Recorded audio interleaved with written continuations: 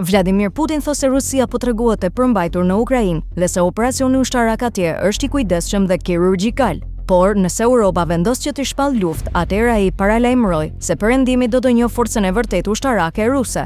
Putin tha se Rusia nuk ka asnjë plan për të sulmuar Europën, por nëse kjo e fundi zgjidh ta bëjë e para, e kërcënoi atë me shfarosje. Ne nuk duam luftë me Europën, por nëse Europa nis e para luftën me ne jemi gati që tani. Por Europa duhet ta ketë të qartë se një luftë me ne nuk do të jetë si në Ukrainë. Në Ukrainë ne po veprojmë me hapa kirurgjikal. Me Europën do të jetë krejt tjetër gjë dhe s'ka për të ngelur me njëri me të cilin ne mund të negociojmë pas, tha Putin. Presidenti rus akuzoi Bashkimin Evropian se po minon përpjekjet amerikane për paqen në Ukrainë dhe se me retorikën dhe veprimet e tij po ndërmerr një aventurë të rrezikshme. Deklaratat e Putin pasuan ato të sekretarit të përgjithshëm të NATO-s, Mark Rutte, që tha se Rusia po provokon vazhdimisht perëndimin nga ajri, deti dhe toka përmes sabotimeve të shërbimeve inteligjente. Rutte tha gjithashtu se Kremlini po përgatitet për një luftë të gjatë në perëndimin.